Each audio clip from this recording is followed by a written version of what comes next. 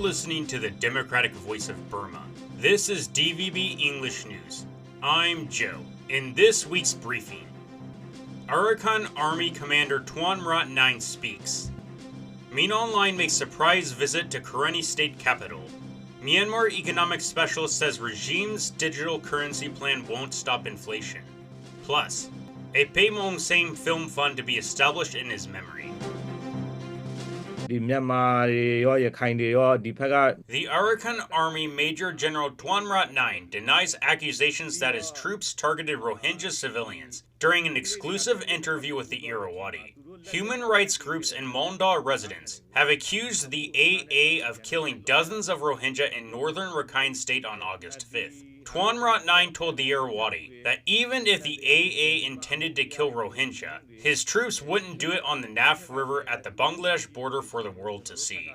When questioned about the international response to the alleged killing of civilians, he said that he had considered holding discussions with civil society groups, but he added that it is now clear that they are openly siding with the enemy.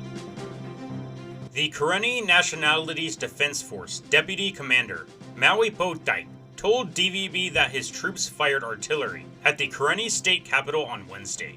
Regime leader Min Aung Hlaing made a surprise visit to Loikaw and was reportedly uninjured. Regime media reported that Min Aung Hlaing met with his officials, including the head of the Regional Control Command.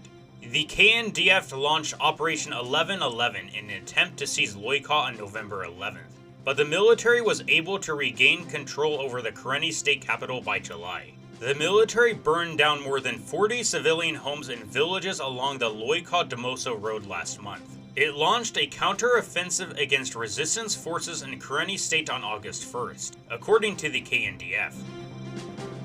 The Central Bank of Myanmar wants commercial banks to cooperate with the regime in adopting digital currency.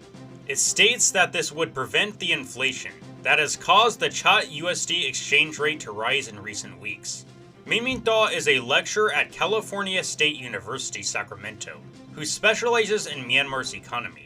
If the Central Bank of Myanmar is going to issue the digital money, and if the people are going to start using and accepting that as a form of money, then at the cost of releasing the digital money is going to be very minuscule. I don't foresee that inflation will be positively impacted. I would foresee that the inflation is going to be higher than before. That could have negative impact on the fundings for the Spring Revolution.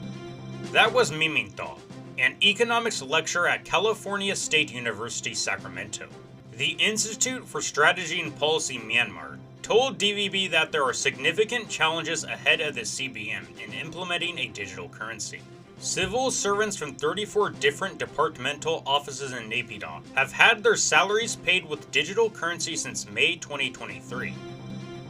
Coming up, friends of award-winning documentary filmmaker Maung are organizing an event to establish a film fund in his name. The 50-year-old died at a hospital in Yangon on August 19th, 3 days after his release from prison. Maung was sentenced to 3 years in 2022, where his health deteriorated rapidly.